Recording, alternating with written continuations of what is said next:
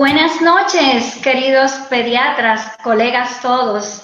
Bienvenidos sean todos a este webinar pediátrico organizado por Pharmatech y su línea pediátrica. Para esta noche tenemos plato fuerte. Tenemos un tema muy importante para nosotros los pediatras, pues cada día ocurren cambios y aparecen cosas nuevas en esta enfermedad que estamos aprendiendo de ella. ¿Y qué más que una voz autorizada en la materia? El tema del webinar de esta noche es COVID-19 pediátrico y síndrome de Kawasaki. Una nueva preocupación. Y para disertar, pues tenemos a la doctora Carmen Sara Mota. Y es que con la doctora Carmen Sara Mota me unen muchas similitudes. Y no solo el hecho de que somos colegas pediatras, que somos egresadas de la misma escuela de pediatría, sino que también compartimos la misma pasión por el deporte. Permítanme presentarle, introducirles a la doctora Carmen Sara Mota, quien es pediatra, infectóloga, médico egresado de la Universidad Autónoma de Santo Domingo UAS, es pediatra egresada del Hospital Infantil Dr. Robert Rick Cabral, infectóloga también egresada de la Escuela de Infectología del Hospital Infantil Dr. Robert Rick Cabral. Es médico ayudante en el Hospital Regional Universitario Estrella Ureña en la ciudad de Santiago de los Caballeros. Es médico ayudante y docente del Hospital Central de las Fuerzas Armadas. También es docente en la Universidad Iberoamericana, UNIBE. Es docente del curso de vacunas del Hospital Infantil Robert Rick Cabral y fue pasada presidenta de la Sociedad Dominicana de Infectología. Como ustedes pueden ver, es toda una voz autorizada en el tema de la infectología pediátrica y con ella, pues sin más preámbulos, vamos a darle la oportunidad para que a través de la magia de esta plataforma nos hable un poquito sobre COVID-19 pediátrico y síndrome de Kawasaki. Una nueva preocupación. Adelante, Sara. Buenas noches a todos. Placer de saludarles. Antes que nada, bueno, agradecer a Pharmatech la oportunidad, a Yana por la presentación. Aunque me vean de amarillo, no me he cambiado de equipo. Y bueno, quiero aprovechar para felicitar. Vi conectada por ahí a mi amiga, a mi colega y amiga, la doctora pediatra intensivista Emma Almonte, que cumple años, así que felicidades, Emma. Y bueno, vamos a, sin más preámbulos, vamos a iniciar. Este tema, realmente, como decía ya en la introducción, con el COVID nunca sabemos. Todos los días sale algo nuevo. Y lo que hoy es verdad, mañana, no necesariamente mañana, lo que se dice en la mañana, ya en la tarde, pues puede ser mentira y hemos escuchado muchas cosas. Pero bueno, vamos a hablar un poquito del COVID y pues, a ver, saben que todos somos, entonces, espérate.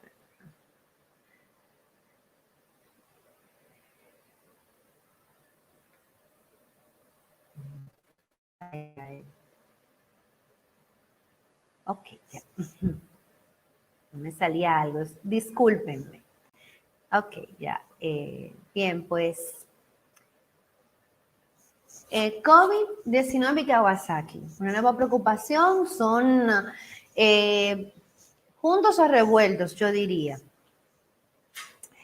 Mis conflictos internos, en algún momento, estas organizaciones que aquí ven me han patrocinado todo para fines científicos, ya sea conferencias o viajes, pero quiero aclarar que toda la información que vamos a compartir esta noche, pues está avalada con la poca evidencia que pueda existir sobre este tema.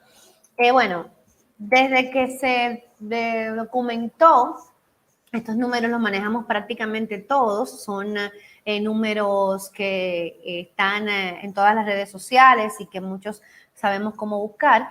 Pero para recordar que ya sobrepasamos los 6 millones de casos de coronavirus en el mundo, con casi, bueno, rumbo al medio millón de muertes, hay 3 millones de casos activos, pero solamente el 2% de condición crítica. A medida que se han ido aumentando los diagnósticos y que hay más casos, pues la letalidad baja.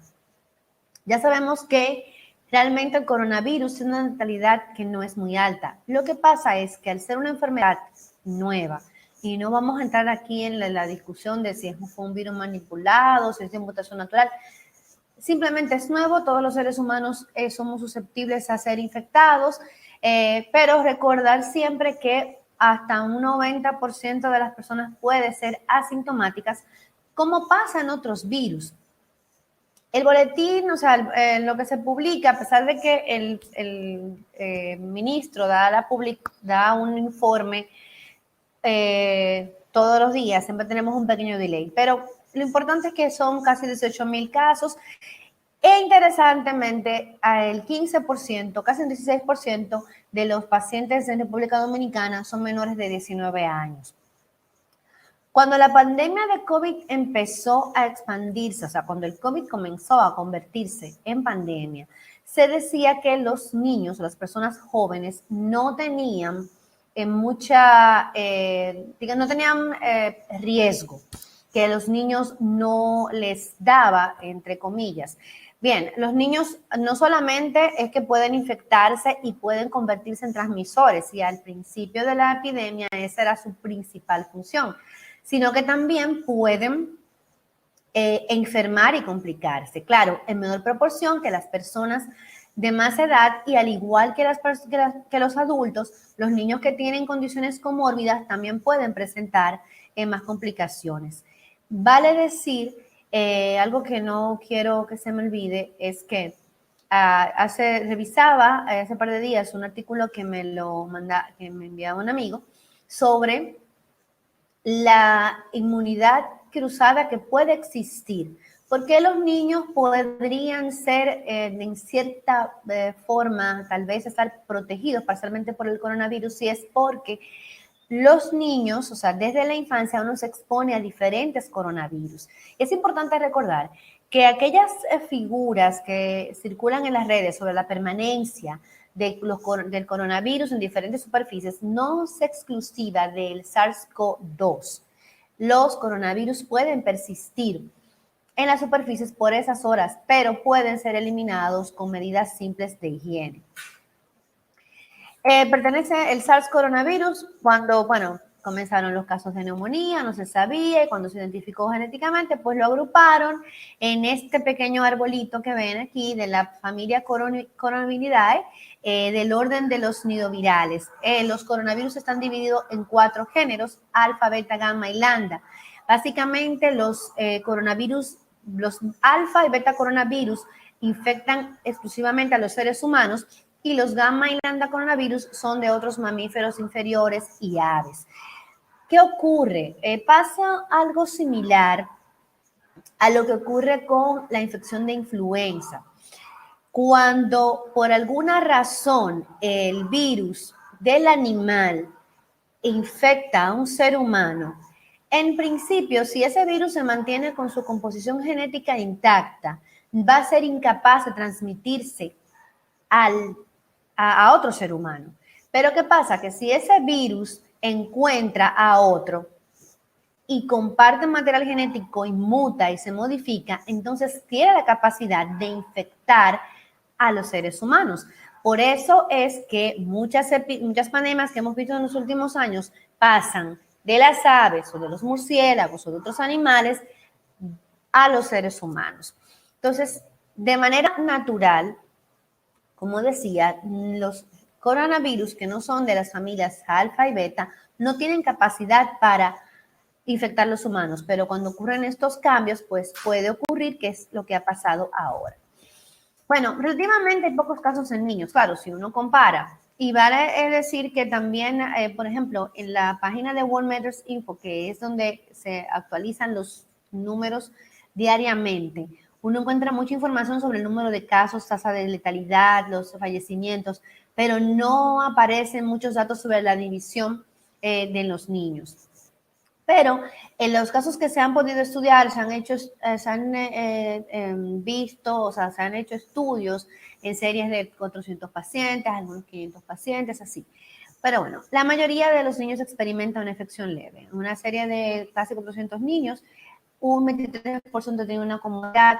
Vamos a ver más adelante cuáles son las comorbilidades que más se han visto en los pacientes afectados. Pero este dato es de los primeros casos pediátricos que se vieron, donde no existía evidencia que las condiciones subyacentes se relacionaran con gravedad. Sin embargo, vamos a ver más adelante, un par de slides más, que otras guías ya comienzan a hablar de la importancia de, al igual que como se recomendaba con los adultos, de ingresar o vigilar a aquellos niños que tuvieran comorbilidades.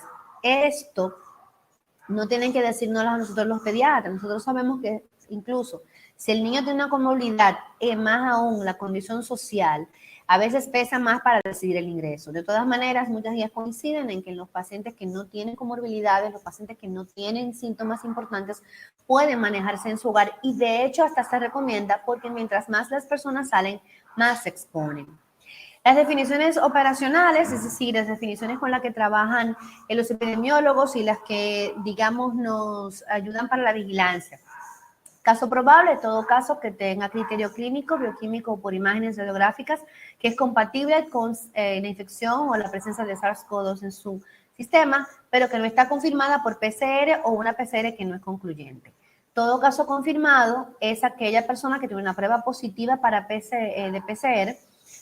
Vale aclarar, PCR no es la proteína selectiva, es Polymerase Chain Reaction, es una reacción, una prueba molecular. Las pruebas para diagnosticar COVID se dividen en dos grandes grupos, pruebas moleculares y pruebas virológicas y pruebas serológicas que buscan anticuerpos. Pero ya por un consenso con la Organización Mundial de la Salud, pues se ha determinado que sea la prueba PCR que se utilice para confirmar los casos. Más adelante, ya más o menos al final vamos a tener, tengo por ahí un cuadrito donde podemos hacer, digamos, un pequeño ejercicio para pareando los resultados. Eso es cuando queremos saber si un paciente pasó ya la enfermedad o si está. Pero es bueno tener presente esto, que la persona con una prueba positiva es un caso confirmado independientemente de que tenga signos o síntomas. O sea, puede estar el niño brincando en una patita, pero si tiene una PCR positiva, pues es un caso de COVID. Y debe mantenerse aislado y se deben investigar los contactos, quizás no por él, sino por sus contactos. Y en caso descartado es aquella persona que la prueba pues no detecta contenido molecular del SARS-CoV-2. El cuadro clínico va desde un cuadro leve de vías respiratorias altas a incluso casos de neumonía grave y sepsis. De hecho, cuando los niños comenzaron a presentar casos, pues hablaba de sepsis y shock. ¿Qué pasa? Los adultos presentan en la segunda semana de la enfermedad lo que se conoce como una tormenta de citoquinas, un síndrome hematofagocítico, con un gran proceso inflamatorio y datos de trombosis sistémica. Esto no se veía en los niños, sin embargo, comenzó a observarse. Vamos a ir para allá. Hay fatiga, tos seca, fiebre de bajo grado, o incluso no fiebre, y aparecen los hallazgos radiográficos, que son radiografías con infiltrados intersticiales, algunos algodonosos. En la fase temprana, pues el embarazo puede estar normal, incluso leve neutropenia. El periodo de incubación, yo pongo aquí 2 a 14 días, pero realmente han habido casos de periodos de incubación de hasta de 28 días, pero de manera general, el periodo de incubación se ubica dentro de 2 a 14 días. Hay algunas series que hablan de 5.2 días como una media, pero generalmente es este periodo de incubación más frecuente. Aquí podemos observar esas imágenes radiográficas. Creo que generalmente luego de un tratamiento pues puede mejorar rápidamente. En pacientes adultos ya se ha comenzado a observar, como es una enfermedad completamente nueva, pues lo que pasa a largo plazo con todos los pacientes no lo podemos saber. Vamos a empezar a ver a partir de ahora. Recordemos hace unos años cómo nos trató el chikungunya y muchas cosas que uno pues no sabía, y todavía hay personas que tienen dolores secundarios a esa infección de hace unos años. Aquí, pues, probablemente hay muchos pacientes adultos que van a presentar fibrosis residual, pero todavía no podemos saber a nivel de pediatría con nuestros pacientitos si ellos van a tener algún problema, pues, sobreañadido. Los niños tienen cierta ventaja sobre los adultos en el tema pulmonar, porque si bien es cierto, tenemos pacientes asmáticos, tenemos pacientes con fibrosis quística, tenemos pacientes con otras enfermedades pulmonares crónicas, generalmente nuestros pacientes no fuman, generalmente nuestros pacientes no fuman juca, ni pipean, es decir que tenemos esa ventaja. Tampoco utilizan los vaping, estos cigarrillos electrónicos que provocan mucho daño en el pulmón. En una revisión de Pediatrics en mayo, reciente de este mayo 2020, pues se encontraron, o sea, de toda la recopilación de los casos en Estados Unidos y de otros países que reportaron, pues encontraron que estos eran los síntomas más frecuentes. A pesar de que se habla de fiebre de bajo grado o incluso ausente, vemos que casi un 80% de los pacientes presentó fiebre, la tos en un 37% de los pacientes. Y, por ejemplo, fíjense que a pesar de que actualmente se habla de la anosmia y la agusia, o sea, la dificultad para percibir los gustos y la dificultad o la ausencia de percibir los olores, la mencionan como un dato muy importante y relevante. Sin embargo, en muchas publicaciones se habla de que apenas el 5% de los pacientes presenta este signo. Por lo que la prueba de vinagre que se puso de moda hace un tiempo, realmente no creo que sea muy fidedigna para diagnosticar. La cefalea es apenas de un 2% y signos gastrointestinales, vómito y diarrea, un 15%. Esto es lo que va a tener la mayoría de los pacientes. Obviamente, aquellos niños que tengan formas graves, pues van a tener otra sintomatología. Clínicamente se puede clasificar como el asintomático. El asintomático es aquel que va a tener una prueba positiva, pero no va a tener obviamente ningún síntoma. Y luego, pues, la evolución clínica va a variar desde una infección del tracto respiratorio superior con síntomas indiferenciados como congestión nasal o datos de rinitis, neumonía leve, que es un paciente que pues, puede tener datos de dificultad respiratoria leve o taquipnea solamente, tos, sin mucha datos radiográficos o por el contrario, mucha radiografía con poca clínica. La neumonía severa y los casos críticos, donde se incluyen los datos de shock, los datos de sepsis y también los pacientes que tengan la enfermedad multisistémica, que se conocía primero como Kawasaki, pero que ahora se habla de un síndrome pediátrico multisistémico parecido al Kawasaki, pero se ha tratado de sacar el Kawasaki de la clasificación y vamos a comentar más adelante por qué. La infección no complicada o leve, bueno, los síntomas son inespecíficos, no hay signos de deshidratación, no hay dificultad respiratoria ni datos de sepsis.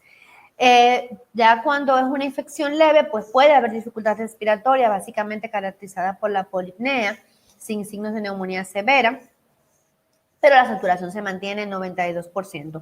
Digamos, un paciente que podríamos catalogar como infección leve de vías bajas es aquel que tiene tos, que puede estar taquipnéico, pero tiene una buena saturación, no amerita oxígeno y pues, o sea, y no tiene datos de deshidratación ni tiene ninguna alteración a nivel de la conciencia.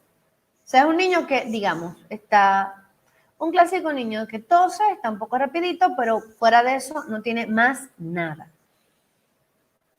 La infección grave, pues ahí tenemos datos de cianosis, datos de baja perfusión, saturación baja, puede haber ese clásico quejido que nosotros conocemos, las retracciones, apnea, y aquí vamos a tener datos de deshidratación, podemos tener alteración de la conciencia. Se va a considerar un caso crítico a todo paciente que necesite ventilación mecánica, los datos de shock y cuando tengamos indicación o evidencia de fallo multiorgánico. En las formas severas de COVID-19 e incluso en el síndrome inflamatorio multisistémico se ve más frecuente fallo multiorgánico, compromiso de 2 o más órganos o sistemas. Es una de las diferencias del síndrome multisistémico con el Kawasaki, donde generalmente lo que predomina es la inflamación generalizada, pero la afectación cardíaca. Entonces, es importante identificar temprano los casos que pueden ser críticos. Digamos, un paciente no tiene que tener todo esto, pero si tenemos un paciente que tiene clínica de infección respiratoria, o sea, tiene un COVID confirmado y tiene alguna comorbilidad o inmunosupresión, si está disneico, si tiene fiebre persistente, cambios en el estado mental, aumento en las enzimas hepáticas, hallazgos radiográficos con infiltración multilobar o una progresión rápida, digamos un paciente que, y eso lo han descrito en muchas series y lo han descrito muchos de nuestros colegas adultos, es un paciente que en la mañana tiene un infiltrado y cuando a las 12 le hacen la radiografía, pues está completamente lleno. Los lactantes menores de 3 meses, creo que a pesar digamos que si, por ejemplo, se me hubiese olvidado poner lactantes de menores de 3 meses o niños muy pequeños, de todas maneras nosotros sabemos que todos los pacientes menores de 1 año son de riesgo. Pueden presentar complicaciones importantes y morir. Complicaciones extrapulmonares y, por supuesto, si sospechamos que puede estar coinfectado, que es muy frecuente la coinfección con influenza cuando este está circulando y cuando están circulando otros virus respiratorios concomitantemente, como el sincicial respiratorio, los adenovirus e incluso otros coronavirus que no son el SARS-CoV-2. Y, por supuesto, las bacterias. Aquí tenemos, digamos, una de los pacientes. Esta, por ejemplo, es la guía de la Asociación Española de Pediatría, donde ellos dicen, todo niño que tenga, o sea que es importante vigilar con o sin síntomas aquellos pacientes que tienen esas condiciones. Los inmunodeprimidos, las inmunodeficiencias primarias, los trasplantados, los pacientes con VIH mal controlado, es decir, esos niños que tienen una carga viral detectable con un CD4 bajos, los pacientes cardiópatas, sobre todo los que tienen repercusión hemodinámica, aquellos con hipertensión pulmonar, los pacientes con patología respiratoria crónica, FQ, displasia, asma severa, y aquellos con drepanocitosis, es decir, nuestros falsémicos. Por ejemplo, esta guía la hacen los españoles, ellos no tienen tanta falsemia como tenemos nosotros. Tal vez en una tabla que hiciéramos los dominicanos, pondríamos a los falsémicos probablemente quizás en el segundo, en la segunda línea, ya que tenemos muchos niños con esta condición y los diabéticos, por supuesto, y obviamente los pacientes con malnutrición. Aunque aquí no voy a decir que he leído esto. Esto es una suposición muy personal mía. Tomando en cuenta que para tener una reacción inflamatoria importante necesitas anticuerpos, citoquinas y todos estos tienen un componente proteico, podríamos ver que quizás los pacientes malnutridos tal vez no vayan a tener las complicaciones propias del síndrome multisistémico, pero igual sí pueden tener pues complicaciones respiratorias importantes y de todas maneras, como pacientes desnutridos que son pacientes de riesgo.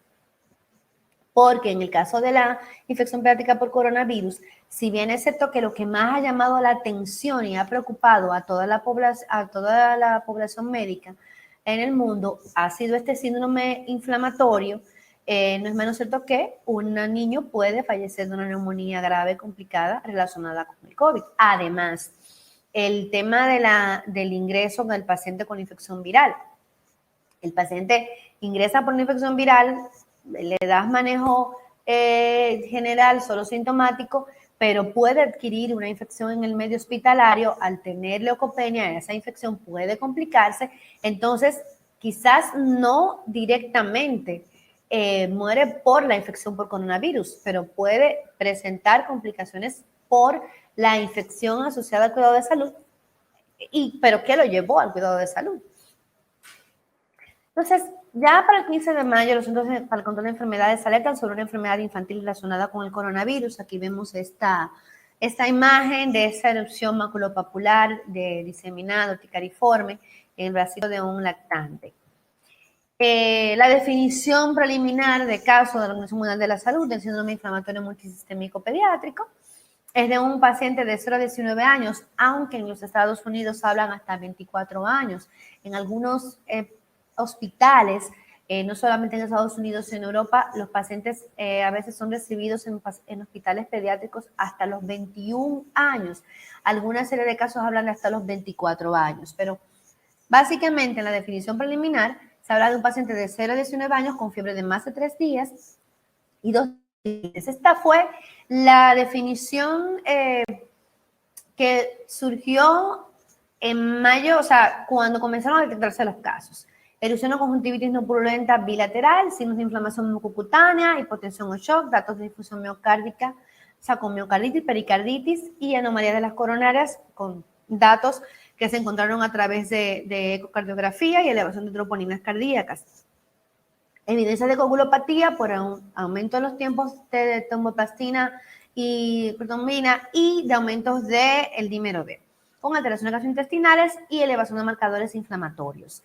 Si vemos esto, bueno, pues es un Kawasaki, no tiene todo. Sin embargo, vamos a ver que hay algunas diferencias.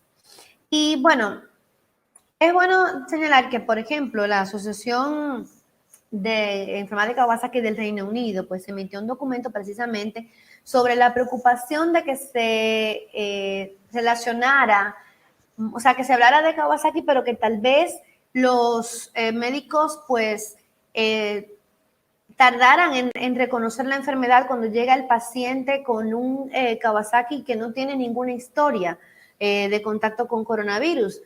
Porque si, por ejemplo, pensamos que todo el Kawasaki se va a relacionar con el coronavirus, vamos a estar, digamos, precavidos y más asustados, alertas, cuando tengamos pacientes con COVID. Pero si viene el niño que no tiene ningún antecedente, como pasa muchas veces en Kawasaki, pues se puede, lo podemos perder. Incluso ellos hablan de que han realizado encuestas en Reino Unido, en Inglaterra, donde tienen aproximadamente, o sea, un caso por cada 1000. Y se estima que los padres, pues, se hacen aproximadamente de 2 a 3 diagnósticos antes de llegar al diagnóstico de Kawasaki, y nosotros lo vemos eso también en nuestra realidad. En los casos que se vieron en la ciudad de Nueva York con 110 casos de ese síndrome multisistémico, pues hubo otras muertes relacionadas. En el caso, esos 3 pacientes tenían comorbilidades y pues ellos, pues, englobaban los síntomas, o sea, básicamente se hablaba de fiebre persistente, hipotensión, marcadores inflamatorios elevados, disfunción multiorgánica. Los síntomas respiratorios no estaban en todos los pacientes. Algunos niños tenían PCR positiva y algunos tenían anticuerpo positivo. Lo que se estima es de que probablemente ese síndrome multisistémico pues ocurra posterior a la infección, o sea, como una complicación postinfecciosa de la infección por COVID-19. La distribución era bimodalidad, es decir, tenían pacientes, los pacientes clásicos de Kawasaki, lactantes, pero también tuvieron muchos pacientes adolescentes e incluso pacientes casi rondando la edad adulta, lo cual no es común en Kawasaki. Una alta proporción de pacientes con comorbilidades. Entonces, aquí vemos un poco la distribución. Fíjense que hay muchos casos entre los 5 a los 14 años, lo cual no es tan frecuente en el Kawasaki. Y pues la raza, o sea, no hay mucha, prácticamente igual entre blancos y negros. Como recordemos, el Kawasaki se relaciona más con raza asiática, aunque nosotros tenemos en el país Kawasaki y no precisamente son asiáticos los pacientes. Entonces, en algunos datos de aquí del país, por ejemplo, en uno de los hospitales de acá, específicamente en el Metropolitano, pues esta información es gracias al doctor Omar Despradel, pues él me comentaba que ellos tuvieron unos 12 pacientes con este síndrome, o sea, yo le puse ahí Kawasaki-like disease, ellos pensaron en Kawasaki, tenían alteración de las enzimas cardíacas, uno tuvo sangrado intestinal y uno tuvo tantos datos de inflamación intestinal que hasta se invaginó. Este paciente pues fue a intensivo pediátrico. Solo un fallecimiento que fue un recién nacido, o sea, era un recién nacido cuya madre estaba positiva y desarrolló una vasculitis generalizada.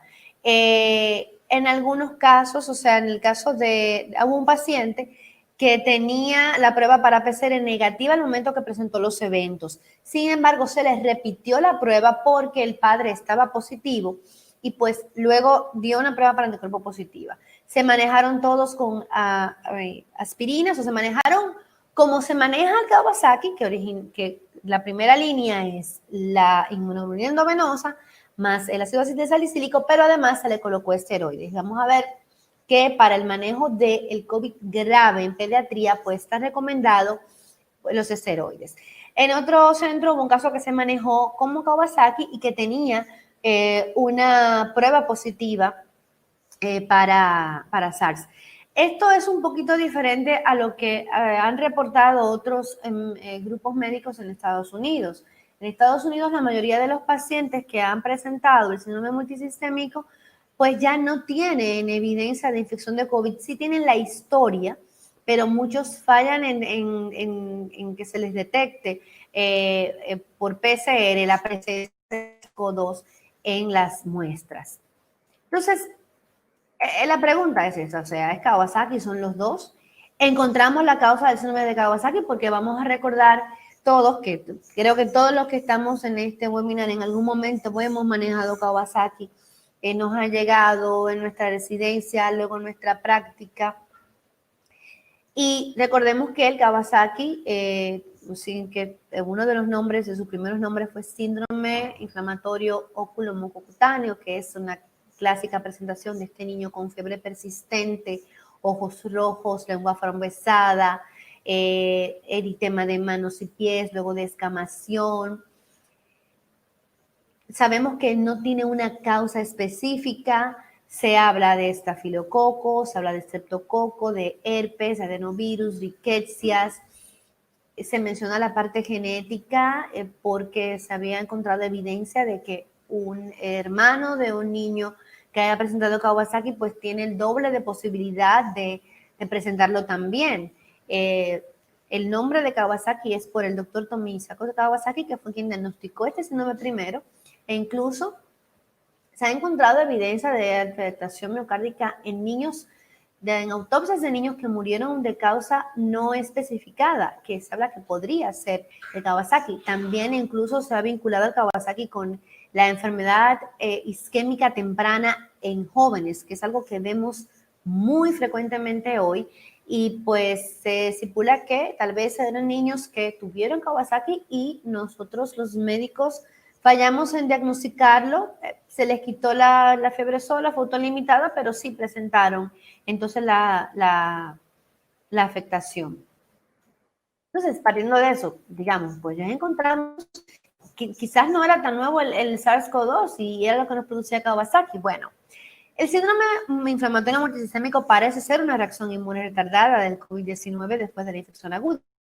Parte del documento que expresaban los británicos sobre la preocupación de que la gente pensara mucho más en COVID y se olvidara de Kawasaki en sí.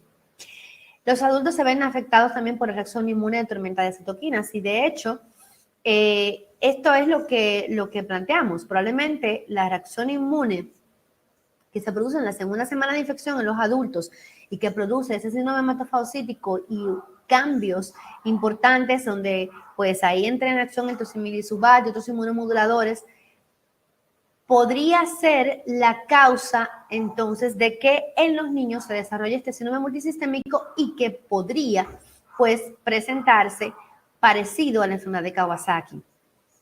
La enfermedad de Kawasaki es la causa más frecuente de cardiopatía adquirida en países del primer mundo. Y a pesar de un tratamiento apropiado en esos países, se estima que casi un 30% de los niños va a tener daño cardíaco al año de haber presentado la enfermedad. Y la mortalidad puede ser hasta un 3% cuando no hay tratamiento. Entonces, esto es lo que tenemos, digamos, cuando ponemos el Kawasaki frente al el síndrome pediátrico multisistémico por COVID. En el Kawasaki clásico tenemos fiebre de al menos 5 días y 4 de 5 de los siguientes: eritema de labios, lengua en fresa y eritema. En el caso del síndrome inflamatorio, vemos que generalmente el Kawasaki es prácticamente una enfermedad de lactantes, en menos de 4 años. Hemos visto Kawasaki en pacientes generalmente, cuando tenemos esto Kawasaki así con todas las de la ley, digamos, generalmente es un pacientito de menos de 4 años. Aquí podemos ver que los pacientes incluso son hasta los 21 años, pero pueden llegar hasta los 24. Hay descripción de que algunos hospitales pediátricos recibieron referimientos en Estados Unidos de pacientes por encima de los 20 años. Vimos que en la casuística que mostraban en Nueva York, pues la mayoría de los pacientes tenían por encima de los 10 años. Fiebre más de 24 horas. Aquí generalmente la fiebre suele ser de hasta 5 días, aunque ya, o sea, si uno está sensibilizado con el Kawasaki, trata de pensarlo lo más pronto posible. La erupción es maculopapular con un eritema difuso, eritema que puede parecer incluso un eritema multiforme, eritema de manos y pies en fase aguda con descamación, pero igual en la fase subaguda. Aquí tenemos en los pacientes que han presentado el síndrome de inflamatorio, tienen la erupción maculopapular generalizada, la eritrodermia, tienen la eritema de manos y pies.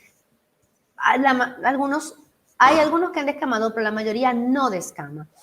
Los leucocitos están normales o altos, pero en el caso de las... y hay adenopatía cervical, usualmente unilateral. En el caso del síndrome inflamatorio, hay una evidencia laboratorial de inflamación, incluso los marcadores inflamatorios están mucho más elevados que en el Kawasaki desde el principio. En el Kawasaki, en los primeros días, la eritrosedimentación podría estar incluso normal o levemente alta, y la PCR es positiva. Y luego es que va aumentando e incluso aumenta a niveles exorbitantes, así como los trombocitos, pero en el Kawasaki al principio podría tener una eritro no tan alta, que muchas veces cuando tenemos un paciente que sospechamos y nos sale todo normal, muchas veces nos comenzamos a confundir con el diagnóstico, pero realmente el paciente con Kawasaki puede tener los primeros días prácticamente en analítica sin muchos cambios. La enfermedad es severa, generalmente hay compromiso de 2 o más sistemas en el caso del síndrome inflamatorio, no hay otro diagnóstico posible y pues sobre todo si tiene la historia, ya sea una exposición de aproximadamente 4 semanas de SARS o tiene infección por SARS-CoV-2 en el momento que presenta el cuadro, pues va más a favor de síndrome inflamatorio que de Kawasaki. De todas maneras, tiene similitudes. Es decir, los puntos a tomar en cuenta. La mayoría de los pacientes con síndrome inflamatorio sistémico se recuperan satisfactoriamente. Han habido casos. ¿Qué ocurre? Mientras más casos en pediatría tienes, más casos de síndrome inflamatorio vas a tener, más posibilidades de que ocurran mortalidades, pero en la mayoría de los casos los pacientes evolucionan bien. Se presenta en una edad mayor, los marcadores inflamatorios son más altos, también hay más procesos, más trastornos de la coagulación, hay anormalidades en el fibrinógeno, hay más dímero D, e incluso hay procesos de coagulación a nivel pulmonar, a nivel sistémico, que no se ven en el Kawasaki. Inflamación del miocardio, y aunque se ha descrito alteración coronaria en pacientes con el síndrome inflamatorio multisistémico, realmente en la mayoría de los pacientes lo que hacen es una miocarditis sin afectación de las coronarias. Las similitudes, bueno, ambas son un síndrome inflamatorio postinfeccioso con afectación cardíaca. Responden a la inmunoglobulina endovenosa e incluso la inmunoglobulina endovenosa está en las guías de manejo de de SARS-CoV-2, de COVID-19 severo en niños, independientemente de si se diagnostica completo el síndrome de inflamación multisistémica. Y de todas maneras, en vista de que ese síndrome de inflamación multisistémica tiene afectación cardíaca, pues es muy recomendable que todo niño que se ingrese con el diagnóstico de COVID-19 y hacemos la aclaración de que generalmente el paciente que se ingresa con COVID-19 es porque tiene algún signo de alarma, sea evaluado por el cardiólogo pediatra desde el inicio para vigilarlo. Entonces, esto es un poco de la fisiopatología, bueno, del síndrome inflamatorio, pero básicamente es la fisiopatología que se conocía del COVID. O sea, estas proteínas, pues cuando se replican, pues van a distribuir, alterar lo que son receptores de angiotensina y van a producir incluso daño renal agudo con remodelación miocárdica, vasoconstricción y aumento de la permeabilidad vascular. Aquí vemos también otra figura, o sea, la infección por SARS-CoV-2 produce pues la liberación de citoquinas proinflamatorias que aumenta, pues activa las vías de la coagulación, produciendo pues más eventos trombóticos. Pues bien, básicamente pues, ¿cómo vamos? ¿Cuál es el tratamiento que vamos a dar a estos pacientes con coronavirus? Bien, es bueno señalar que los fármacos antivirales son para la infección confirmada. Si notan aquí, pues no he puesto la hidroxicloroquina porque recientemente pues se está desaconsejando su uso. Y la mayoría de las guías pediátricas que revisé no recomendaban la hidroxicloroquina en los niños. Sí se hablaba del lopinavir y ritonavir, que es un inhibidor de proteasa que se utiliza para el tratamiento con VIH. Ahí están anexadas las dosis o la manera de utilizar el lopinavir y ritonavir que viene combinado. Una de las primeras estrategias de tratamiento que se utilizó, que se ha utilizado en COVID-19 y que todavía se sigue recomendando es el uso combinado de el lopinavir y ritonavir con interferón inhalado con la dosis de 2 microgramos por kilo diluido en 2 mililitros de agua 2 veces al día con una duración de 5 a 7 días. El remdesivir es una molécula muy prometedora utilizada con éxito para el manejo del ébola y hay estudios que hablan de que los pacientes pues, han tenido una muy buena respuesta, los pacientes con infección por COVID-19 a remdesivir. Pero están en este momento desarrollando estudios más amplios con esta molécula. Miren qué es lo que pasa, señores, que ha pasado con la cloroquina, pasó con la ivermectina y pasa con otros tratamientos. A veces, bueno, tenemos pacientes, les ponemos algo y mejoran, pero muchas de los datos que salen, pues se hacen publicaciones y recomendaciones basados en usos con muy pocos pacientes. Para nosotros, o sea, hablar de que un tratamiento es efectivo debe hacerse con un ensayo clínico controlado o, bueno, recabar toda la información. Y ahora es que a medida que han ido aumentando los casos y que se han podido aplicar ciertos protocolos de manejo, es que se va pudiendo obtener información pues fidedigna de lo que realmente funciona. Los esteroides no se recomiendan de manera rutinaria, estamos hablando de un paciente que tenga infección por COVID, que tenga tal vez una infección severa, pero no llegue a presentar síndrome inflamatorio. Pero sí, para los casos más graves se recomienda metilprednisolona y la inmunoglobulina endovenosa. En Kawasaki se utiliza la dosis hasta la 2 a 3. Aquí se puede utilizar una dosis, o sea, si es un paciente que no tiene, que tiene una forma severa, tiene shock o sepsis relacionada con el coronavirus, con el COVID-19, pues se utiliza inmunoglobulina. Pero cuando se habla aquí de que no se utiliza de manera rutinaria, me refiero a que no es para todos los pacientes. Un paciente que, por ejemplo, tenga una infección viral leve, pero que está ingresado porque tiene una comorbilidad o por su poca edad o por condición social, pues probablemente solamente lo vigilaremos y no tenemos que utilizar pues ni esteroides ni inmunoglobulina. Pero si es un paciente que está en condiciones críticas, sí.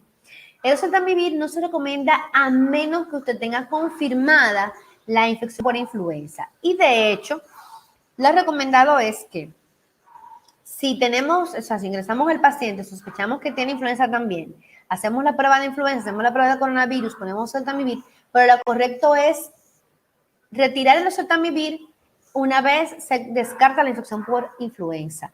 También los antibióticos, coincidimos con otras recomendaciones de que no deben utilizarse de manera rutinaria a menos que usted sospeche o tenga confirmada la infección por bacterias. Y en ese caso utilizarán los antibióticos de acuerdo pues a las guías nacionales o las guías locales de cada hospital, de acuerdo a los gérmenes que más frecuentemente están relacionados con las infecciones en su centro. Para el tratamiento sintomático, la fiebre es algo importante de manejar para el confort del paciente. Se recomienda que por encima de 38 grados se utilice pues tratamiento, y estas son las drogas más recomendadas y que coinciden en muchas guías: ibuprofeno, acetaminofén, preferentemente oral, pero si el paciente está en condiciones que no puede ingerir, pues contamos ya disponible con paracetamol endovenoso, que ha demostrado tener muy buena tolerancia, mucha efectividad y tolerancia para los pacientes. El uso de la aspirina, pues sí, muchos médicos la han utilizado sobre todo como prevención a los eventos trombóticos, y de hecho, por ejemplo, para Kawasaki se utiliza una dosis alta al inicio y luego pues se va bajando a medida que van bajando los indicadores, los marcadores inflamatorios y también las plaquetas, por lo que no está contraindicado, pero vale decir que solamente se utilizará cuando tengamos casos severos y cuando estemos ante pacientes que tengan pues eventos trombóticos y que se demuestren lo que están con problemas de coagulación, es que vamos a utilizar el ácido acetilsalicílico. En pacientes que no tengan estas complicaciones y que solamente estemos para manejar la fiebre, pues podemos hacerlo con estos medicamentos. Y bueno, hablando un poquito del diagnóstico, pues aquí tenemos esta curvita donde vemos aquí como si no tenemos una idea clara de los días que tiene el paciente con el cuadro, se nos puede hacer un poco difícil de interpretar el resultado de las muestras que tenemos. Es bueno para hacer el diagnóstico tener una buena historia clínica, una buena información sobre contactos y días de síntomas y todo lo demás para poder hacer una buena interpretación y jugar con las pruebas. Vemos que el paciente en un periodo asintomático, en periodo de ventana, pues podría tener el azul es la prueba de ARN o de antígeno, las pruebas virales. Y nótese cómo al inicio de los síntomas, pues podemos tener estas pruebas positivas. Sin embargo, fíjense cómo hasta tanto como 28 días podemos tener todavía una PCR positiva. O sea, que un paciente que tenga, por ejemplo, 20 días de cuadro, tiene una PCR positiva y tal vez ya está en una fase de recuperación, si ya a esos 20 días también detectamos IgM e IgG. Y aquí vemos cómo podemos interpretar estas pruebas. O sea, si tenemos un paciente que tiene una prueba, puede ser de PCR o puede ser de antígeno positiva, con pruebas serológicas, o sea, de IgM e IgG negativas, entonces podemos decir que el paciente está en ventana. Lógicamente, si es un paciente que no tiene síntomas, si es un paciente que tiene sintomatología, pues estamos hablando de una infección inicial donde todavía, o sea, y bien temprana. Cuando tenemos un paciente con una PCR positiva y tenemos la IgM y la IgG positiva, negativa, estamos hablando de un paciente que tiene menos de 10 días de cuadro, menos de 5 días. Si el paciente tiene PCR positiva e IgM positiva, pues estamos en una fase inicial de la infección y probablemente ya estamos hablando de un paciente que tiene al menos una semana con el cuadro. Y cuando tenemos el paciente con PCR positiva, IgM positiva, IgG, pues tenemos la infección en sus aguas, o sea, activa. Sin embargo, como vimos en el cuadrito, recordemos esta gráfica, que fíjense que un paciente, por ejemplo, ya con 20 días podría tenerlo todo positivo. Lógicamente, si el paciente está clínicamente estable, pues obviamente debe ser aislado, pero probablemente ya está pasando todo. Ojo que en esta fase, pues es donde podría presentarse los datos del síndrome inflamatorio multisistémico. En un paciente que tiene una PCR positiva, podríamos hablar de un paciente que tiene persistencia de de moléculas del virus, pero este podría ser incluso un paciente que tiene, o sea, el virus, la prueba molecular puede detectar presencia de material genético del virus, pero no necesariamente el virus estar activo, el virus estar vivo. Este paciente probablemente, aunque tenga todavía partículas virales, si ya está desarrollando anticuerpos IgG, pues ya está en una fase tardía y posiblemente esos anticuerpos son protectores. Cuando tenemos un paciente que tiene la IgM positiva, pero la PCR negativa, con una IgG negativa, bueno, pues es un paciente que tiene una infección aguda y esa PCR es dudosa. Y si tiene todo negativo excepto la IgG, pues es un paciente que ya está recuperado. Aquel paciente, no lo puse ahí, pero aquellas personas que tienen absolutamente todo negativo, una PCR negativa y una IgG y una IgM negativas, son los pacientes que están en más riesgo. ¿Por qué? Porque son pacientes que probablemente nunca han estado en contacto con el virus, algo que sería muy extraño en este país. Sin embargo, puede pasar. Yo conozco personas que todo lo que tenemos de cuarentena, que yo perdí la cuenta, no han salido de su casa, más de 60 días en su casa. Y digamos que si las personas que conviven con ellos tampoco han salido, pues probablemente esas personas no tienen ningún contacto. Mi pobre madre no ha salido de la casa, pero yo sí salgo y quizás a lo mejor ya le he puesto contacto, pero afortunadamente ella no ha presentado ni siquiera estornudos. Yo toso y estornudo más que ella por mi alergia. Entonces, todavía, lamentablemente, no hay vacunas. Se habla, todos los días tenemos noticias e informaciones prometedoras, esperanzadoras sobre la vacuna. Pero aquellos, o sea, muchos que trabajamos con vacunas, por ejemplo, muchos saben que por mucho tiempo, mis últimos años en el Robert Reed fueron precisamente en el Centro de Vacunación para Grupos Especiales. Producir una vacuna puede tomar años. Claro, esta pues está trabajando con una celeridad impresionante, pero incluso podríamos tener que, ok, se produce la vacuna, aparentemente es segura, pero cuando la sacamos al mercado y comenzamos a vacunar a los susceptibles, no funciona, tenemos que retirarla. Tenemos que recordar, y no es que yo sea de mal agüero, pero, o que sea pesimista, pero recordemos que primero tenemos que encontrar componentes, alguna proteína o ver a qué desarrolla el cuerpo la inmunidad para poder partir de ahí y desarrollar la vacuna. Desarrollar y probar la vacuna en las botellitas de vidrio en el laboratorio. Luego ponerle la vacuna a ratoncitos y monos y ver que ellos no se mueren y que producen anticuerpos. Cuando por fin las podemos probar en los humanos, son humanos perfectos. Son pacientes, son personas que no tienen comorbilidades, que no les puede dar ni gripe, que no les pasa nada, que no tienen ni una ñañarita, que son perfectos, para que no haya ninguna interferencia.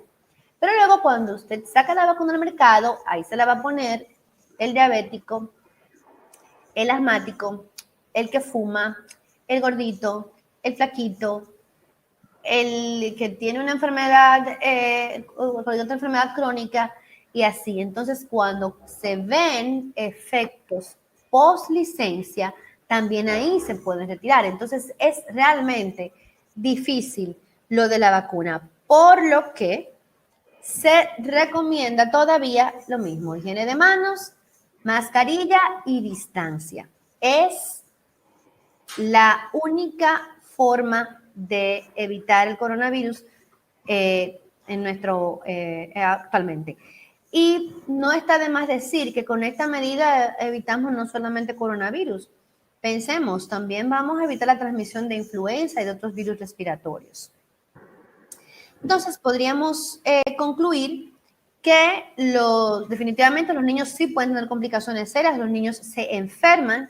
La inflamación que provoca el Kawasaki puede estar relacionada con o provocar la enfermedad de Kawasaki, pero parecen ser entidades distintas, aún tenemos que investigar mucho. cada día es nuevo en esta pandemia, cada día aprendemos, probablemente mañana yo lea algo y tenga que cambiar todo esto y todo lo que yo dije hoy fue un disparate porque ya no es así, pero eso es algo que ya nos acostumbramos a ver con el coronavirus. El tratamiento debe ser individualizado, o sea, a pesar de que vamos a tener muchos casos, cada paciente es único, por lo que a pesar de que tenemos que conocer todo lo que podemos utilizar, pero no todos los pacientes vamos a ponerle todo eso. Y es bueno que recordemos que todos los tratamientos que se utilizan para COVID-19 son experimentales. No hay nada que haya podido ser probado e investigado por muchos años como los tratamientos de los que disponemos actualmente para las enfermedades que conocemos desde hace mucho tiempo. Agradecimientos a la doctora Josefina Fernández, el doctor Manuel Espadel, porque me facilitaron informaciones que me fueron muy útiles. Yo les voy a confesar que yo tenía ahí una fotica del penco, que también agradeciéndole a él, pues saben que Gonzalo lo hace todo. Y quería decir que él también me ayudó a hacer esta presentación, pero no es posible. Pero por si acaso, quién sabe, a lo mejor sí me ayude. A lo mejor cuando salga alguna cosa nueva. Él sabe de todo, lo puede todo. Y bueno, muchas gracias por su atención.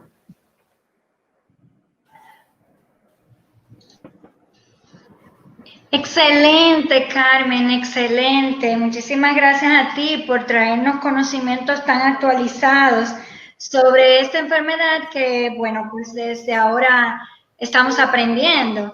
Han habido muchas preguntas. Yo voy a tratar de resumirte algunas de las que hemos sacado para ver en qué tiempo puedo contestar. Nos comenta la doctora Berenice Félix que si un adulto presenta COVID de forma sintomática y en una prueba rápida sale tanto IgG como IgM negativa, ¿tiene riesgo de volverse a infectar con COVID? Dime otra vez. Ok, la pregunta es, si a un adulto presenta de forma asintomática el COVID y en una prueba rápida sale tanto la IgG como la IgM negativa, ¿tiene riesgo de volverse a infectar? Mira, esa es una pregunta que cada vez que se habla de COVID se repite porque hay mucha información cruzada con eso. Por ejemplo, recordamos al principio de la epidemia que los chinos comenzaron a reportar que después de haber descargado personas, habían vuelto a reinfectarse. Sin embargo, luego los españoles dijeron que bueno, que sí, que alguna gente como que se reactiva, pero ahora se está ganando cada vez más terreno en la posición de que los anticuerpos son protectores. Lo que no se ha podido determinar es qué tan protectores sean, es decir, qué tan larga es esa protección o sea, para evitar la reinfección de la persona. Pero en teoría, cuando ya levantas el anticuerpo y esto permanece en el tiempo. 5 de la mañana. Mañana es miércoles. Sí, porque yo tengo ensayo a las 12. Te estoy dando otra cosa. Yo también. Mira, ahí hay una cosa, veía una pregunta y disculpa, soy la moderadora. Sí, va a estar listo y quería presentarle en la tarde. Es algo importante. Después. Independientemente de que tengamos un paciente que se confirme, que se pueda confirmar COVID o no, porque tenemos que recordar que también tiene que ver mucho el tiempo. Y a veces, y creo que todos hemos experimentado esto, en muchas ocasiones nosotros tomamos la prueba y no tenemos disponibilidad del resultado inmediatamente. El paciente que necesite, por ejemplo, ventilación mecánica, si la necesita, yo no voy a esperar la prueba de COVID, porque un paciente que esté en insuficiencia respiratoria necesita manejarse. Y eso es parte del manejo asintomático. Lo que quizás aquí entraría es si debo ponerle, por ejemplo, medicamentos específicamente para COVID. Pero, por ejemplo, si tengo datos, a pesar de que no se recomienda de manera rutinaria, por ejemplo, uso de antibióticos, la mayoría de los pacientes en intensivo, por muchísimas razones, se le ponen antibióticos cuando está, por ejemplo, en ventilación. Es en parte como protección. Lo importante es, en el tema de los antibióticos, es que si descartamos infección y ya el paciente, por ejemplo, mejora, algo que sí se ha encontrado en muchas series es que, por ejemplo, los niños que tienen formas severas responden muy bien a la inmunoglobulina. Y la mayoría, cuando con una sola dosis, a diferencia de veces el Kawasaki, que es refractario, cuando se le coloca la inmunoglobulina, comienzan a bajar los lactantes, los marcadores inflamatorios y los pacientes mejoran. Pero la clasificación de leves, asintomáticos y leves fue un consenso que salió publicado en la Revista Mundial de Pediatría muy reciente, hace poquito, en mayo. Debo agradecer también a Francetti Noa, que me facilitó esa publicación, que generalmente es de revistas indexadas a las que uno no accede a menos que esté inscrito, pero también como es información importante para el mundo, porque ninguno sabemos de COVID. O sea, el coronavirus es nuevo, todos los días se aprende algo. Entonces, muchas casas publicadoras y todo el que tiene la información la comparte para mejorar la atención de los pacientes. Ok.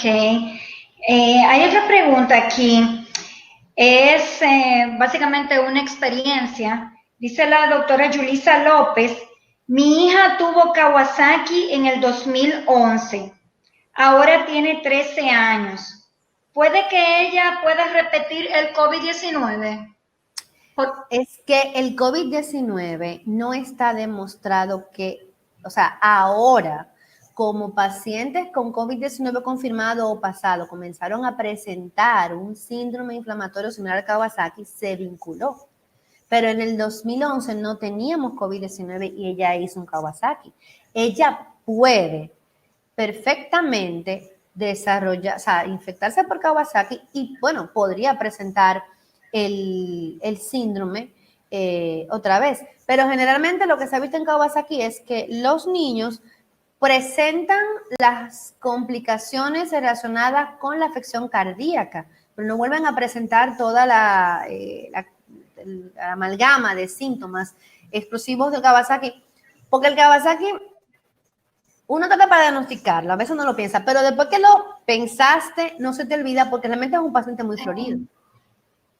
Ok, perfecto. Hay otra pregunta aquí, es de nuestra colega Berenice García Melo.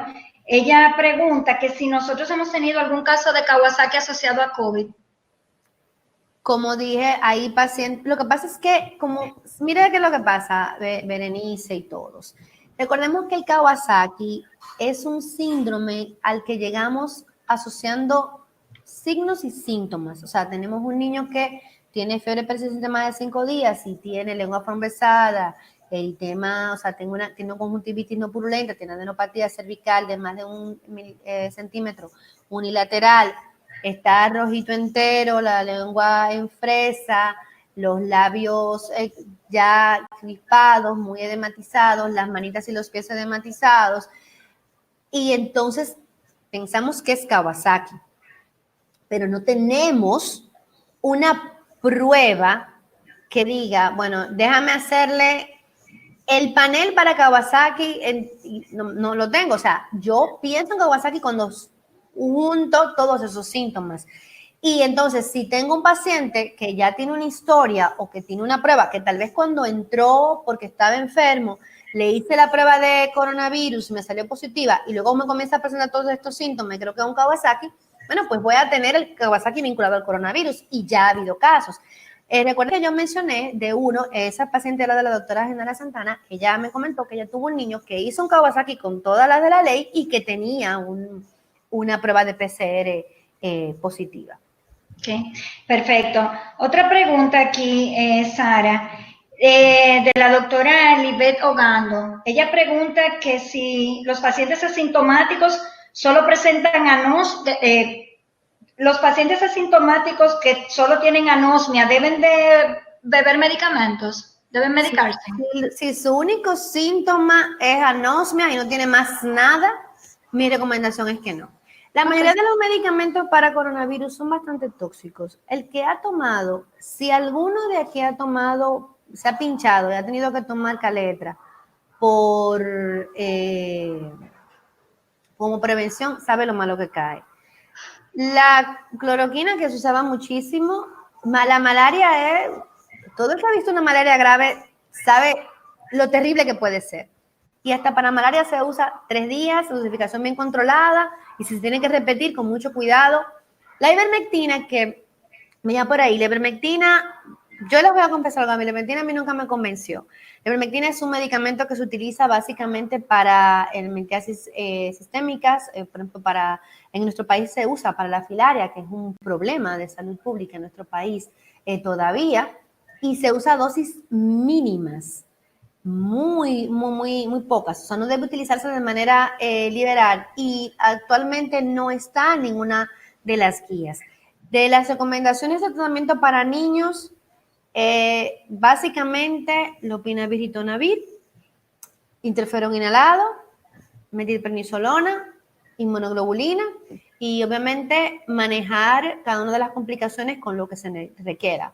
Suplementación de oxígeno, manejo de convulsiones en caso de que se presenten, manejo de la insuficiencia respiratoria, o sea, todo eso. Y obviamente el tema de los antibióticos en caso de que se ameriten, si se sospecha, infección bacteriana, lo cual sabemos que si hay uno que le encanta,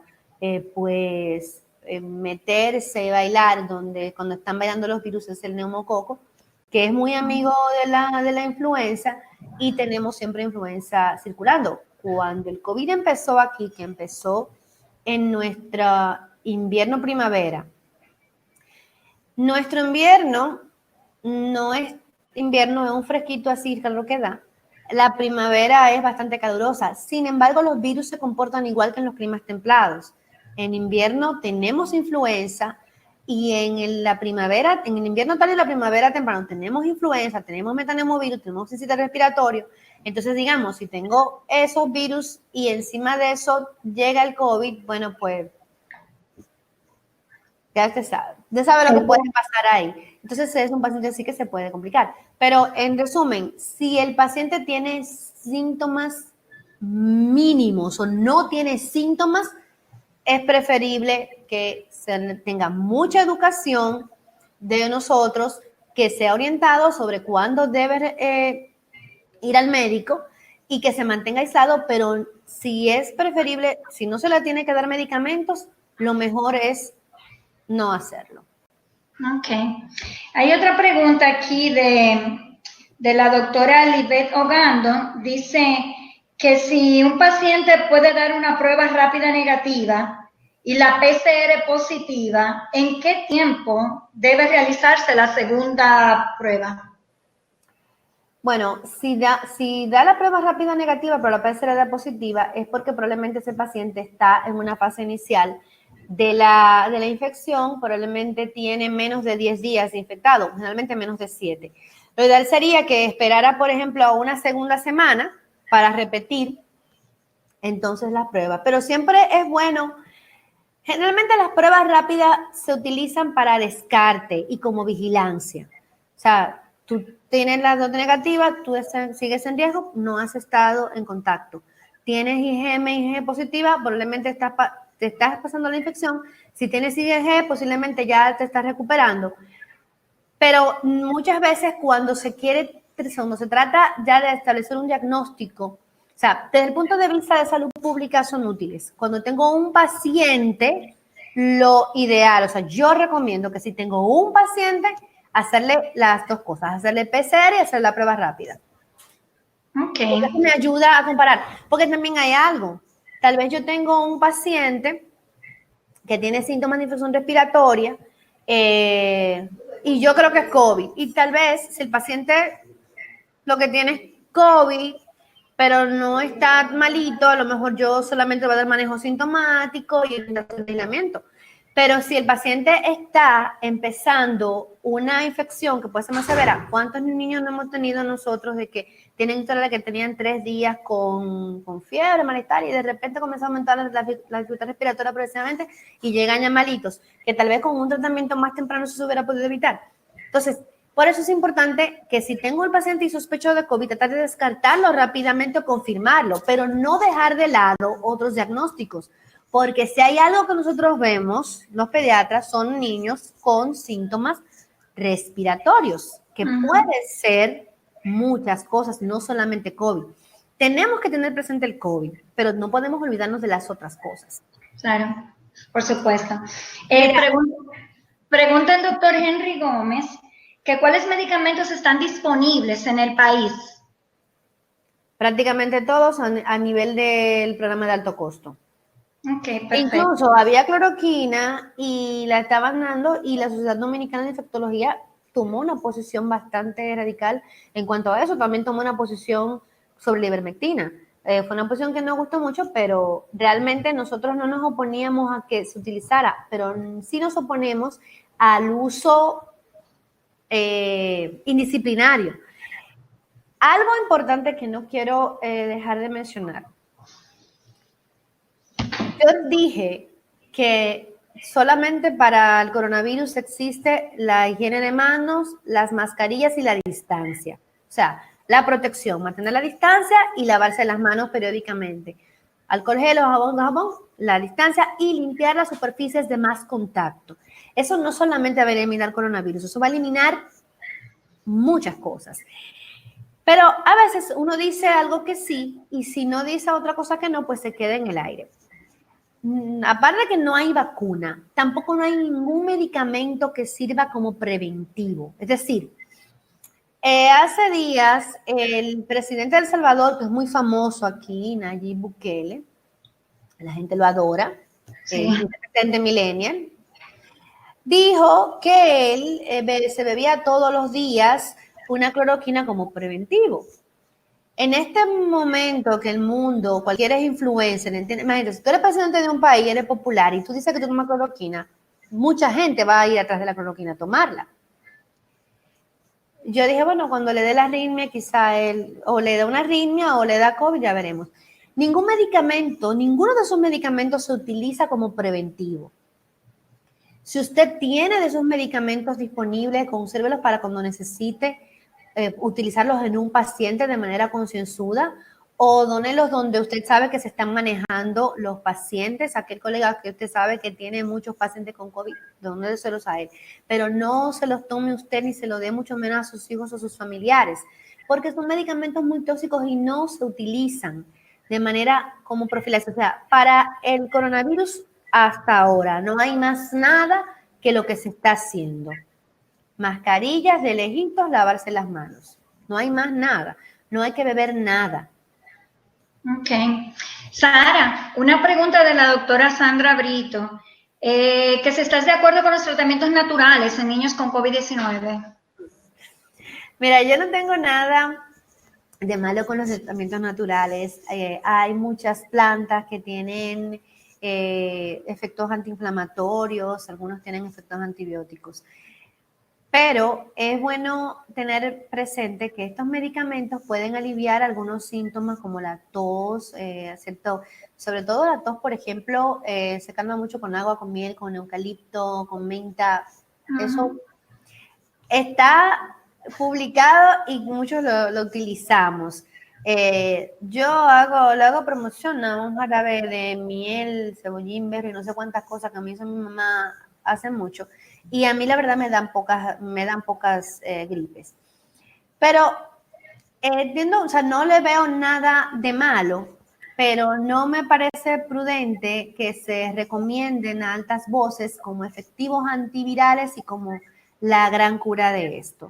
Porque hasta ahora no hay ningún tratamiento que haya, le digo, lo mejorcito ha sido el Remdesivir y todavía está en estudio. Ok. Y otra preguntita que nos hace la profesora Iris Javier, dice que me gustaría saber si ya se confirmó o se habla de la transmisión fecal oral. Bueno, otros coronavirus se transmiten por esta vía que producen infección gastrointestinal, pero no se ha documentado o sea, no hay evidencia suficiente que valide que esta es una vía de transmisión. Ok. Una preguntita aquí de la doctora Fabiola Amparo de la Cruz. ¿Qué relación tiene la enzima ECA2 con el COVID-19? O sea, ¿cómo se relaciona? Bueno, básicamente lo que ocurre es que cuando estamos en ese proceso inflamatorio severo, se ha observado un aumento importante de ella y se relaciona con los casos severos. Ok. Hay una interrogante de una doctora que está manejando una niña COVID positivo, es la doctora López. Ella dice, tiene una paciente de 6 años con sus padres, ya ha dado negativa y la niña continúa dando positiva. ¿Habrá alguna causa? Hay muchas personas, ¿ustedes recuerdan el italiano que duró como 70 días positivo? Hay algunas personas, eso lo explicó muy bien hace unos meses esta niña Yanel, que es microbióloga y que su especialidad básicamente es diagnóstico molecular. Y en eso los microbiólogos nos ayudan un poco más, pero si hay algunos pacientes que muestran persistencia o sea, se mantienen con la prueba positiva por mucho tiempo. Y es que las pruebas moleculares pueden detectar partícula viral, pero no necesariamente significa que el virus está vivo y activo en el cuerpo. Ok. La doctora Ruth de la Cruz, que es neumóloga pediatra, ella pregunta que alguna medida a tomar para el regreso a clases en el mes de agosto, ya que los niños no se dejarán tanto tiempo las mascarillas. Buena pregunta esa, pero eso, mira, fíjate que con el coronavirus vamos día con día. Vamos a ver cómo estamos en agosto. Me parece que es muy probable que el inicio del año escolar va a seguir siendo virtual como terminó. Lo único es que no todos los colegios o escuelas tienen las plataformas para la educación virtual. O sea, cuando se habla de educación virtual no es que, ok, quédate en tu casa y vamos por computadora a la clase. Eso no es así. O sea, eso tiene unos criterios, unas normas y unos requisitos que deben llenarse para que eso valga. O sea, si tú tomas una clase, un curso, o estás terminando tu carrera de manera virtual, eso tiene que tener unos requisitos que se tienen que cumplir para que ese título que se te emita sea realmente válido, porque no se puede comparar con el trabajo de campo. Entonces, las recomendaciones digamos que de aquí a agosto, pues ya veremos cómo está el escenario en el país para plantear el regreso a clases. Pero me parece que será así. De todas maneras, la única manera que podrían regresar los niños a la escuela es garantizando los centros educativos que van a tener distanciamiento dentro de los cursos. Y eso no es posible porque, por ejemplo, tú tienes maternales que son muy piquis y popis, donde hay pocos niños en el salón. Pero en las escuelas públicas, díganme. Sí, eso comprendo. Levanten la mano, ¿cuáles son de la UAS? Levanten la mano los que somos de la UAS. 60 gente en un curso, gracias, cuando la sección tenía pocos. Entonces, realmente todavía no hay condiciones para abrir la clase. Porque, por ejemplo, tú puedes decir en el banco del supermercado mantenga la distancia. La gente no lo hace, pero aquí tú puedes mantener la distancia. Tú no tienes que pegarte al otro en la fila. Tú estás en el supermercado, no tienes que estar cerca del otro. Pero en el curso, o sea, a menos que tú construyas más aulas para dividir los estudiantes, pero ¿dónde están también los profesores? O sea, hay muchas cosas que se tienen que tener en orden para poder regresar a la escuela de manera segura. Excelente. Otra preguntita, Sara, es de la doctora Yamina Ogando. Ella nos pregunta que si recomiendas la pantalla sobre el escritorio y la alfombra clorada al entrar a la oficina. Mira, la alfombra clorada realmente, bueno, me van a crucificar a algunos colegas infectólogos, ahorita me sacan de la sociedad. Yo realmente la alfombra clorada no le veo nada, porque es que el virus se transmite básicamente por las gotitas que expulsas al toser, estornudar, incluso al hablar. Se transmite cuando yo, aunque no tenga síntomas, pero tengo virus y a veces me pica la nariz, si hago esto, no me lavo la mano y luego toco todo, o sea, por ejemplo, abro esa puerta y luego la secretaria o la doctora abre también la puerta y no se higieniza la mano luego y también se toca la cara. La pantalla entre el consultorio, o sea, en el escritorio, que hoy estaba en un centro y vi muchas de esas, me parece apropiado, porque así, o sea, no vas a estar de lejos al paciente, pero de todas maneras, la pantalla realmente en el escritorio no hace nada. Lo que debes tener es sí una visera que te tape completamente cuando vayas a examinar al paciente, porque de todas maneras vas a tener que examinarlo. Y, por ejemplo, yo escuchaba el otro día una colega que dijo que ella no le va a ver la garganta a ningún niño. Ella tuvo COVID, no tuvo ninguna complicación, gracias a Dios, lo pasó en su casa, se recuperó bien. Pero imagínense, ¿y cómo uno no le ve la garganta a un muchacho? Entonces tenemos que ponernos nuestro lentito, protegernos como podamos, pero yo entiendo que más que poner una pantalla y más que poner alfombra, lo que tenemos es que recordar constantemente la higiene de manos, tener alcohol gel ahí para estar higienizando constantemente, lavarnos periódicamente y podemos utilizar de los, ya sean de los wipes de diferentes marcas, no voy a mencionar ninguna marca, ustedes saben cuáles, pero también usted puede coger cloro, 10 mililitros de cloro puro, diluirlo en un galón de agua y con una servilleta, usted la humedece, limpia las superficies de más contacto y entonces, y bota esa servilleta. Como los pacientes los están atendiendo por citas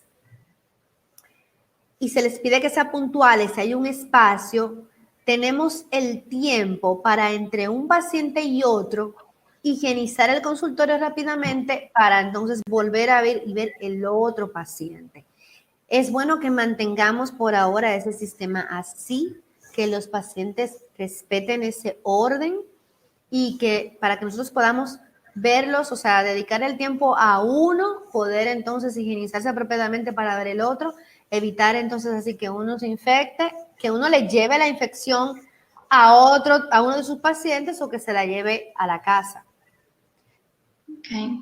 Perfecto. Una preguntita, Sara. Pregunta la doctora Laura Sánchez que si los niños con COVID también se mandan a la casa con vitamina D, C y zinc. Sí, si no tienen síntomas severos, si no tienen signos de deshidratación, si un niño que está bien, que simplemente está positivo, que tal vez tú le hiciste la prueba porque resulta que el papá está positivo y hay que descartar en el niño que no tenga síntomas, puede mandarse perfectamente a la casa con todas las recomendaciones de aislamiento y su suplementación. Bien. Otra preguntita. Hay un montón de preguntitas para ti, Sara. La pregunta a la doctora Arisleida Menier, que si se conoce hasta qué tiempo le dura la inmunidad. Muy buena pregunta. Bueno, ahora mismo se está hablando que podría durar 6 meses, pero volvemos a remarcar la importancia de continuar investigando, testeando a los pacientes para tener más evidencia que nos pueda aportar información que sea factible, o sea, que sea creíble. Pero hasta ahora se habla de que sí, de que pueda durar aproximadamente unos 6 meses.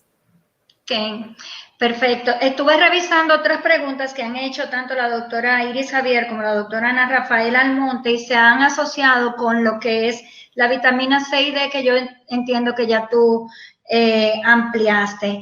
Bueno, yo creo que vamos a dar las gracias, Carmen, por tan excelente presentación. Has aclarado muchas de nuestras dudas. Ya estamos un poquito más edificados en cuanto al tema, sabemos más o menos qué buscar cuando tenemos algún niño con una prueba positiva para COVID y el significado que tienen las diferentes pruebas. Queremos también agradecerle a la línea pediátrica de Pharmatech por hacer posible que nos podamos reunir más de 300 y pico de pediatras de todo el país para tratar este tan interesante tema, puesto que el COVID es una enfermedad nueva y cada día es un aprendizaje nuevo. Pues, así es. Pues bueno, muchísimas gracias. Quizá ahorita sale algo. Ay, pero mira, doctora, pues dijo un disparate y tenemos que hacerlo otra vez. Pero bueno. Pues Esto es un aprendizaje sobre aprendizaje. Bueno, pues agradecerle la participación de todos ustedes y será en otro próximo encuentro que nos estaremos por aquí. Pasen una feliz resto de la noche. Bye, bye. Bye, gracias.